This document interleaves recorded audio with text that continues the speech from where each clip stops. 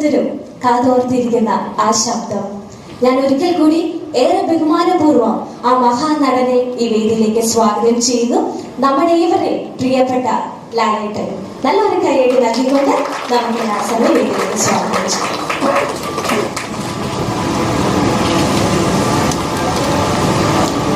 എല്ലാവർക്കും നമസ്കാരം. വളരെയധികം സന്തോഷം തോന്നുന്ന നിമിഷങ്ങൾ. ഏറ്റവും ചെയ്തൊക്കെയായിട്ട് ഞാൻ ചോദിക്കാറുള്ളത് വളരെ ഭാഗ്യം വേണ്ട ഒരു കാര്യം എന്ന് പറയുന്നത് ഈ സിനിമ ഫിലിമിലാണ് ഷൂട്ട് ചെയ്തിരിക്കുന്നത്. ഞാൻ ചോദിച്ചത് എങ്ങനെ കിട്ടി?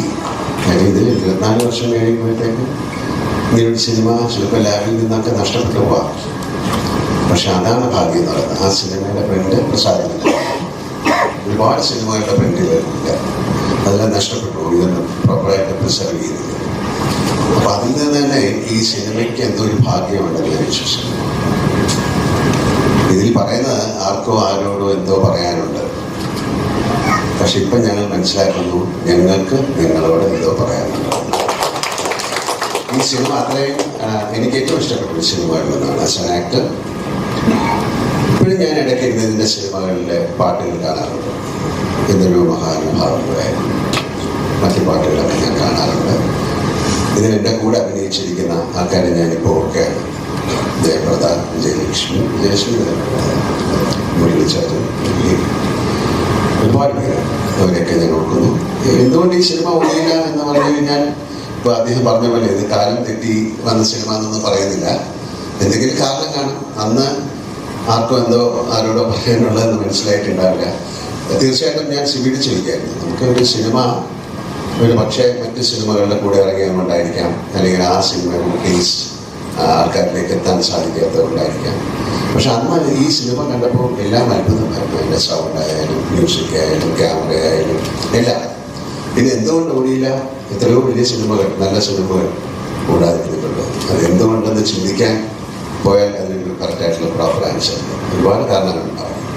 പക്ഷേ സിബി അതിനെ വീണ്ടും റീഎഡിറ്റ് ചെയ്യണമെന്ന് പറഞ്ഞിട്ട് അദ്ദേഹത്തിന് ഇപ്പോൾ ഈ സിനിമ എങ്ങനെ കാണിക്കണം, ഞങ്ങൾക്ക് നിങ്ങളോട് എന്ത് പറയാനുണ്ട്, എന്തോ പറയാനുള്ളത് നിങ്ങളെ കാണിക്കാനായിട്ട് അത് അദ്ദേഹം മനോഹരമായി ചെയ്തിരിക്കുന്നു എന്നാണ് ഞാൻ മനസ്സിലാക്കുന്നത്.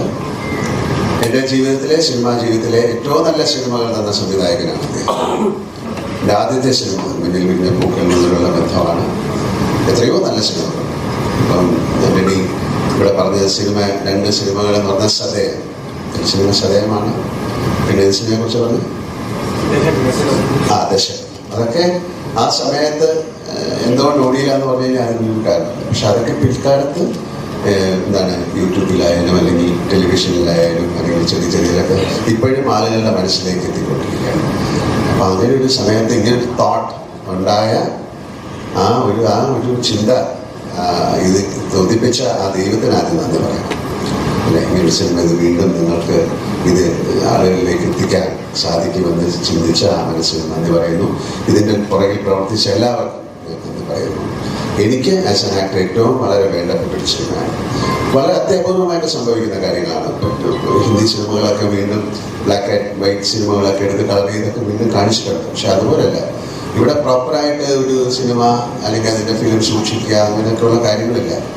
കാര്യം പല ലാബുകൾ ഇപ്പോൾ ഇല്ല, അതൊക്കെ മാറിപ്പോയി. ഇവിടെയൊക്കെ വലിയ കെട്ടിട സമുച്ചയങ്ങൾ വന്നു. അപ്പോൾ അതിൽ ഒരുപാട് സിനിമകളുടെ പ്രിൻ്റൊക്കെ നഷ്ടപ്പെട്ടു പോയി, എത്രയോ സിനിമകളുടെ. പക്ഷേ ഇത് അവിടെ ഇരുന്നത് വീണ്ടും ഈ സിനിമ കേരളത്തിലെ പ്രേക്ഷകർ അല്ലെങ്കിൽ ലോകത്തിലുള്ള മലയാളികൾ കാണണം, അല്ലെങ്കിൽ മറ്റു ഭാഷയിലുള്ള ആൾക്കാർ കാണണം എന്നുള്ള അതിൻ്റെ അകത്തുള്ളൊരു ആഗ്രഹം ഈ സിനിമയ്ക്കുണ്ടെന്ന് ഞാൻ വിശ്വസിക്കുന്നു. അപ്പോൾ സിയാദയുടെയും എൻ്റെയും അല്ലെങ്കിൽ സിബിയുടെയും ഇരിക്കുന്ന എല്ലാവരുടെയും പ്രവർത്തിച്ച എല്ലാവരുടെയും ഒരു ആഗ്രഹവും സ്നേഹവും ആ സിനിമയിൽ ഉണ്ടായിരുന്നത് കൊണ്ടാണ് അത് വീണ്ടും നിങ്ങളുടെ മുന്നിലേക്ക് എത്തുന്നത്.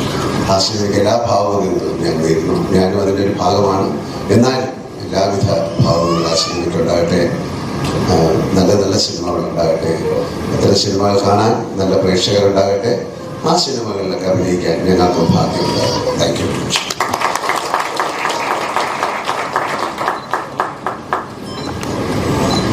Thank you, Laleta.